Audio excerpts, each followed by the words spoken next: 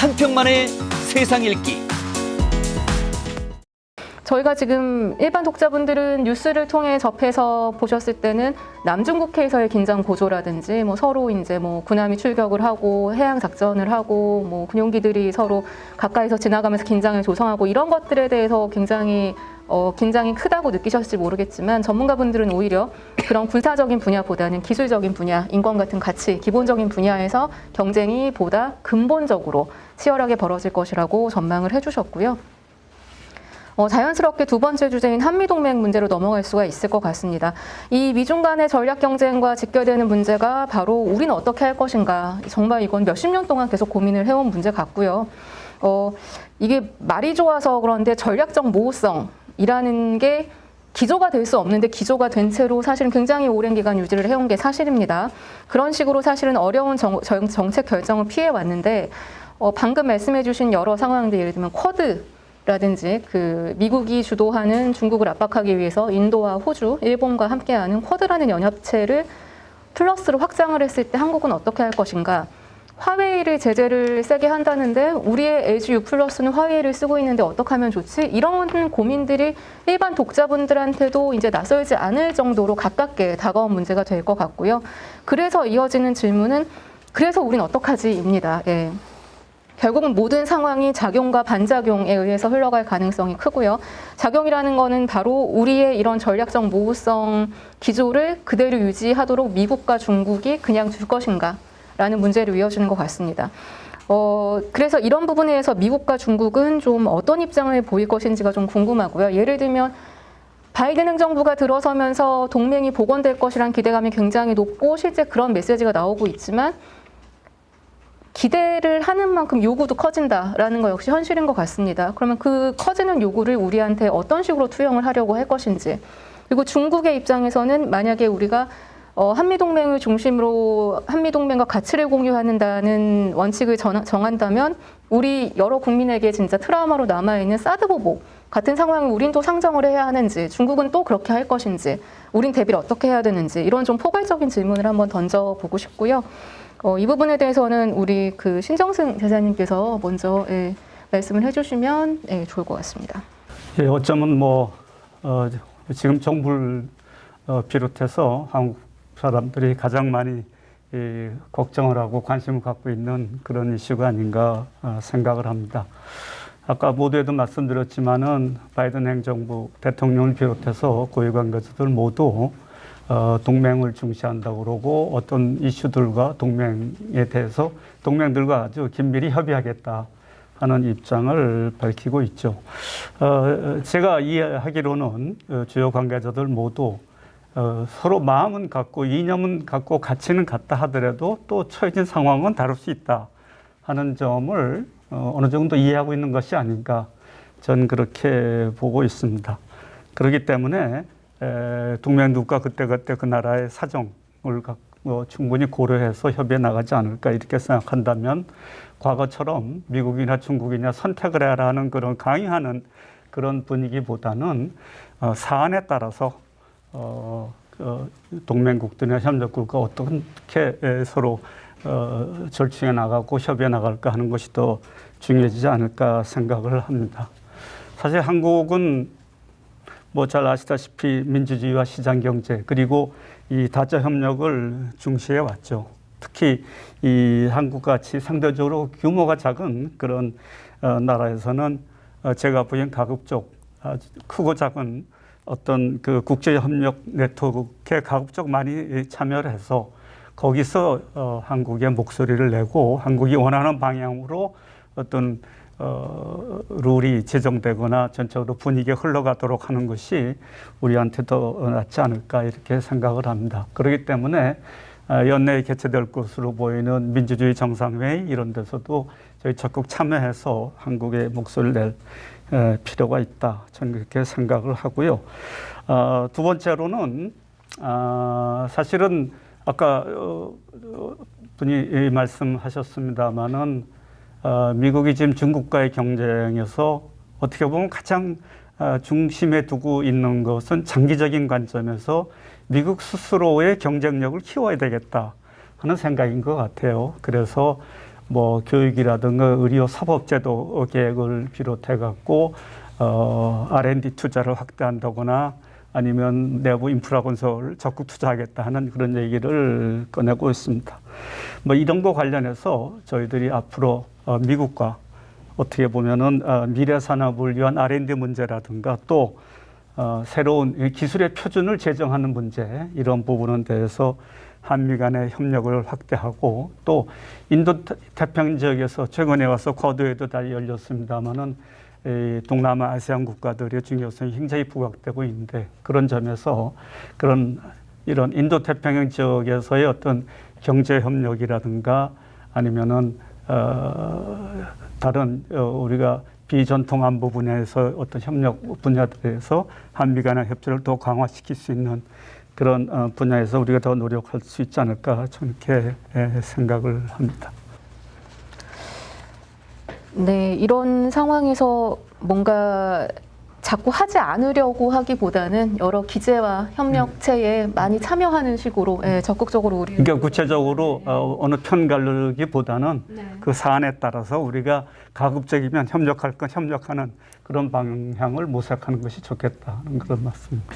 하나 추가 질문을 드려보자면 제가 아까 사드 보복을 언급을 드렸는데 이게 만약에 말씀하신 대로 인태 지역에서 한미 간에 좀 협력을 하는 움직임에 대해서 중국 쪽에서 우리 1대1로에서 추구하려는 우리의 이익을 해치는 거 아니냐라는 반응을 보일 때 예를 들면 과거 사드에는 중국이 우리나라에 대해서 뭐 전면적인 경제 보복을 가했지 않습니까? 아직까지 다 풀리지 않았고요. 한한령 같은 경우에는. 그러니까 또 그런 상황에 맞게 됐을 때 중국이 어떤 식의 반응을 보일까라는 것도 중요한 문제 같은데 왜냐하면 우리 국민들이 그 부분에 대해서 상당한 고통을 겪었고 지금도 일종의 두려움을 갖고 있는 건 사실인 것 같습니다. 그래서 중국은 대체 어떤 반응을 보일 것이라고 좀 짐작을 할 수가 있을지 말씀을 부탁드립니다. 그러니까 뭐 중국도 경우에 따라서는 한미 동맹 관계가 점점 긴밀해지고 또 중국을 대상으로 하는 그런 네트워크에 한국이 참으로 인해서 거기에 대한 어떤 반발 이런 것도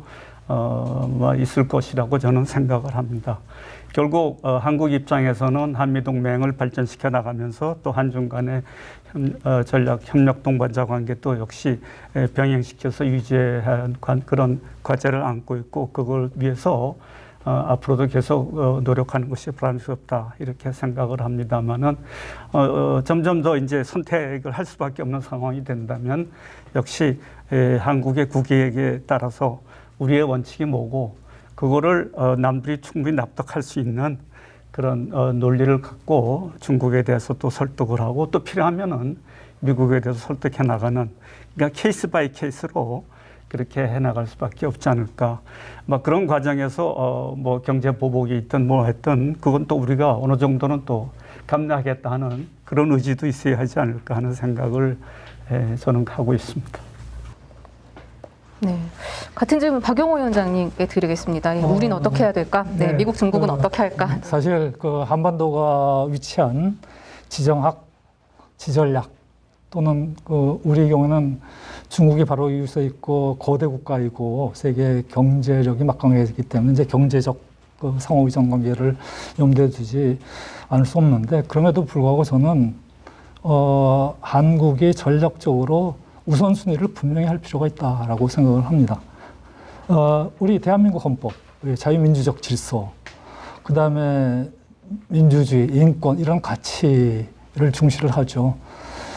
그리고 또 그동안 한미 동맹이 유지되어 온 것의 뿌리는 한미 동맹은 점점 이제 그 범위가 조금씩 확장되고 있습니다만 애초 한미 상호방위 조약에서 한국의 역할도 단지 한반도에만 국한된 것은 아니었습니다. 그래서 한국도 이제는 국력이 이만큼 커진 만큼 한반도의 평화와 안정 그리고 궁극적인 통일 이 분야에서뿐만이 아니라 인도 태평양 지역 또 국제사회 많은 그 국제적 역할도 해오고 있습니다만은 보다 분명하게 우리의 경제적 위상, 국가적 위상에 맞는 세계의 평화 안보를 위한 역할도 확장을 시킬 필요가 있다. 그런 차원에서 동맹과 전략적 협력 동반자 관계, 즉 미국과의 관계와 중국과의 관계는 우리의 장기 국가 전략, 국익 차원에서 보면 우선순위가 분명히 있거든요. 그런 원칙을 바탕으로 한 위에서 전략적 유연성을 발휘해야 하는 것이지, 저는 원칙이 흩어지는 그러한 차원에서 전략적 유연성은 한국의 장기적인 국가 이익에 결코 도움이 되지 않는다라고 생각을 하고, 따라서 한국이 지금 사회자께서 질문하신 것처럼 뭐 사드 보복 같은 이제 사례를 들었는데, 사실 한국이 그동안 경제적 그 상호 의존 관계를 확대해 나가면서 불비례적으로 중국한테 피해를 본 그 경험 사례가 굉장히 많습니다. 가장 최근의 사례가 사드 보복 사례인데, 중국이 앞으로도 사드 보복 사례와 같은 일방적이고 국제 규범을 위반하는 그런 한국에 대해서 보복을 한다면 우리 국민들이 결코 중국에 대한 우호적인 생각에서부터 점점 멀어지리라고 생각을 하고, 저는 한중 관계에서 개인적으로 좀 걱정스러운 건 중국이 문화적 침투가 상당히 비민주적으로 활용되고 있다. 그런 영향력이 침투되고 있다. 그것은 앞서 말씀드린 것처럼 세계의 자유민주주의 또 각자의 독립 주권을 존중하지만은 그러한 가운데서 중국 정부가 굉장히 강조하고 있는 평화 공존인데, 평화 공존 그 자체를 위반하는 거거든요. 그래서 그런 측면에서 한국의 전략적 입장은 그런 우선순위를 분명히 한 토대 위에서 우리가 요구할 건 요구하고, 그러면서 이제 서로 의존할 부분, 상호 의존할 부분을 확대해 나가는 것이 필요하고, 하나의 중요한 사례가 한국 경제적 역량이 굉장히 강화됐습니다. 최근에 5G라든가 수소차, 전기차, 뭐 전장 이런 부분, 기술적인 부분에 있어서 한국의 유수한 기업들, 삼성이라든가 뭐 현대차라든가 LG라든가 이런 기업들이 과거의 삼성, 현대차, LG가 아니거든요. 그러니까 국제적인 경쟁력을 갖고 있는 우리 다국적 기업도 늘어나고 있다라는 것에 우리가 좀 자부심을 갖고, 그런 점에서 이제 이 국제적인 보편적인 룰을 만들어 나가는데 우리도 상당한 정도 역할을 할 수 있고, 그런 점에서 저는 우리 외교적 원칙을 좀 더 명확히 한 다음에 한중 관계, 한미 관계를 전개해 나갈 필요가 있다라는 생각을 갖고 있습니다. 네, 신정세 선생님 말씀이랑 좀 일맥상통하는 측면이 있는데요. 사실 이렇게 미중 사이에서 고민하는 게 우리나라만 있는 거는 아닙니다. 우리보다 국력이 더 세다고 하는 나라들도 비슷한 처지에서 고민을 하는데, 우리가 유독 압박을 받는다라고 심하게 느끼는 건 바로 이 원칙이 명확하지 않고 애매해서 한국은 밀면 밀리는 나라인가? 라는 잘못된 인식을 심어주는 데서 비롯되는 게 아닌가라는 걱정과 함께 비슷한 우려를 해주셨고요. 전 원장님께도 같은 질문을 드리는데 좀 구체적으로 단도직입적으로 하나 여쭤보겠습니다. 이 LG U 플러스 화웨이 어떻게 해야 될까요? 지금 아까 그 기술 패권 경쟁 그 얘기가 첫 번째 주제에서 나왔습니다만은, 이제 화웨이가 대표적인 이런 기술 패권 경쟁에서 비롯된 그런 사건이고, 앞으로도 그와 유사하게 지적재산권 침해나 또 여러 가지 그 첨단 기술 표준을 정하는 데 있어서 그런 그 갈등이 계속될 가능성이 많습니다. 근데 저는 그 경제 분야에 있어서도 우리가 소위 그 핀란드화라는 용어가 옛날에 있었지 않습니까? 그 소련이 워낙 강대국인데 그 옆에 있던 핀란드가 이제 소련의 그 위상국가는 아니지만 그 거의 뭐 그 소련의 말을 따를 수밖에 없는 그런 국가였는데, 그런 핀란드화되다 이제 그런 표현이 있는데, 미국에서도 이제 그런 우려가, 한국은 결국 그 중국의 영향권 하에 들어가는 게 아니냐, 이제 이런 우려가 나오는 상황인 것으로 알고 있는데, 지금 그 미중 경제 갈등에 있어서도 마찬가지인 것 같아요.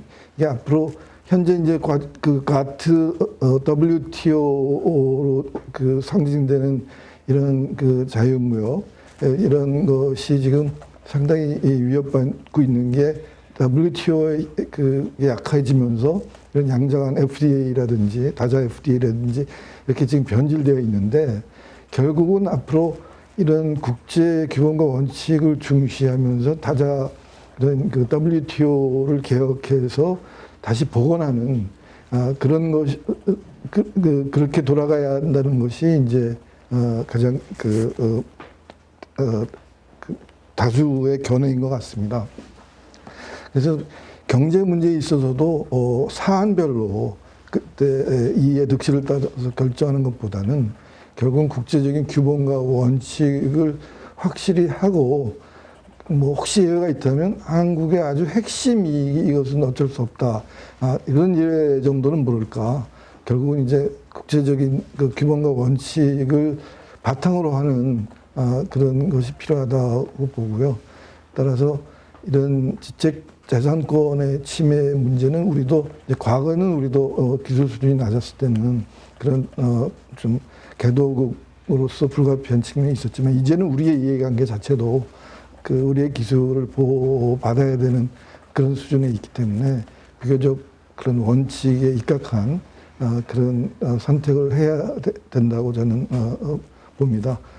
방금 전에 말씀하셨지만 우리 말고도 그런 선택을 강요받는 이 지역에서 호주도 대표적인 그런 국가였는데 호주나 캐나다 같은 이런 그 중견 국가들이 사실 그 국제 외교화에서 상당히 그 존중받는 나라 아닙니까? 개도국에 대한 원조라든가 인권이라든가 같이 여러 가지 측면에서 그런 모험적인 나라로 불리는데 그 호주도 워낙 중국의 그런 경제 관계가 심화되면서 우리는 경제는 중국, 이제 안보는 미국 이런 태도나 이런 그 견해가 많이 나왔었기 때문에 그동안 미국이 상당히 호주를 공을 들여서 여러 가지 뭐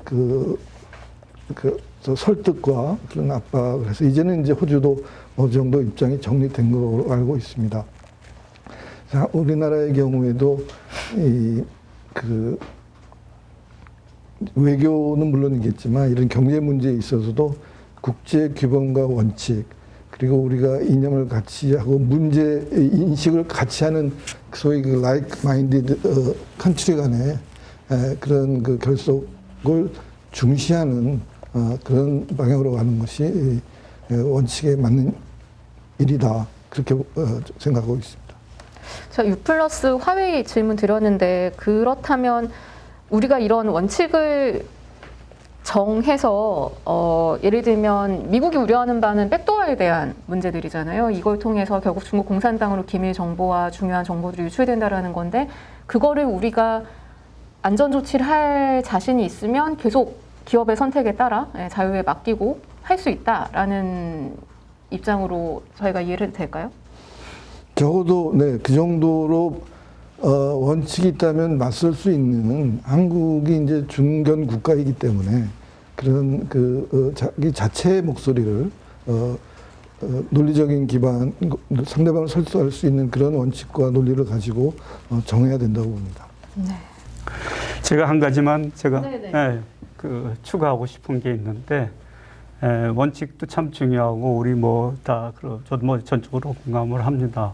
다만 한 가지 우리가 사드에서도 우리가 봤고 또 지금 호주가 코로나 기온과 관련해서 중국을 비판한 거에 대해서 중국이 경제 제재를 취했죠.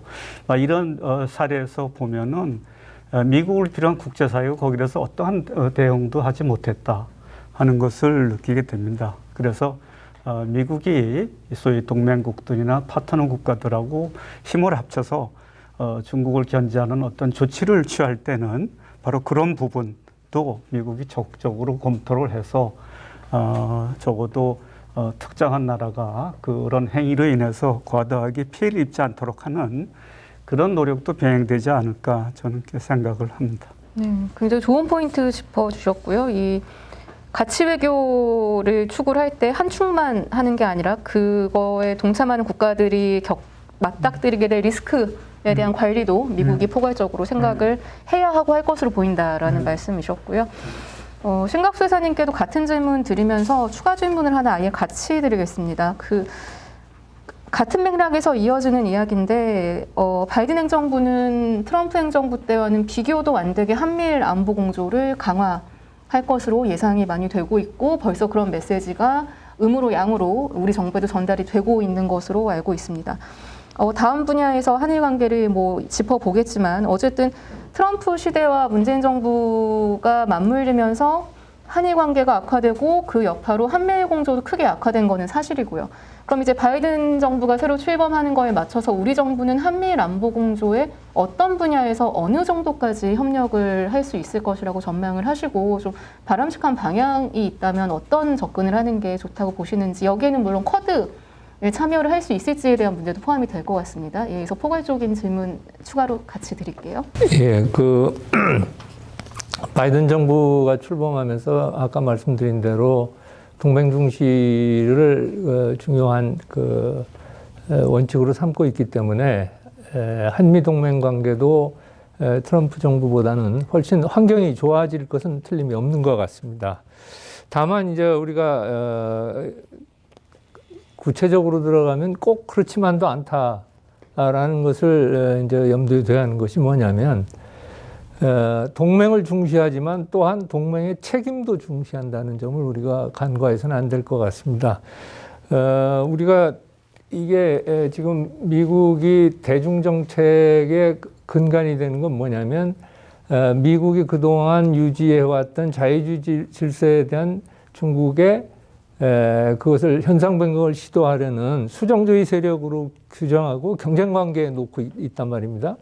근데 이제 과거의 역사상으로 보면 영국이 패권이 악화되고 있을 때 전 세계를 관리를 못할 때 어떤 조치를 취했냐면 아시아에서는 일본과 손을 잡고 북미 중남미에서는 미국과 손을 잡아서 그 일종의 그러니까 영국, 미국, 일본이 같이 세계 경영을 하는 그러한 전례가 있었습니다만은 아마도 지금 미국이 절대적인 패권이나 상대적인 패권이나 아직까지도 중국에 대해서 우위를 지키고 있지만 상대적으로 봤을 때 점차 쇠퇴하는 건 사실이거든요. 근데 그런 상황 속에서 지금 대중정책을 구상하고 시행해야 하기 때문에 과거 유일 초강대국으로서 미국이 무한한 공공재를 제공하던 그 시기는 끝났습니다. 그렇기 때문에 한미동맹을 우리가 유지, 관리, 발전시키는 데 있어서 중요한 포인트는 뭐냐면 저는 우리가 좀 더 능동적으로 나서야 한다고 생각합니다. 지금까지는 저는 그냥 주어진 것으로 그것을 그냥 미국이 뭘 요구하면 그거에 대해서 받아들이냐 마느냐 이런 식의 소위 리액티브, 수동적인 대응을 해왔는데 이제는 조금 더 적극적으로 한미동맹을 관리해서 우리 외교 전략 자산으로서의 가치를 극대화하는 그런 노력이 필요하다고 생각을 합니다. 그런 차원에서 우리가 참 경계해야 할 게 뭐냐면 사실 미국이나 일본이나 보면 한국은 중국 궤도에 들어갔다는 인식이 상당히 강해졌습니다. 저는 박근혜 정부 때서부터 시작돼서 지금 문재인 정부에서 그것이 더 심화됐다고 생각을 합니다.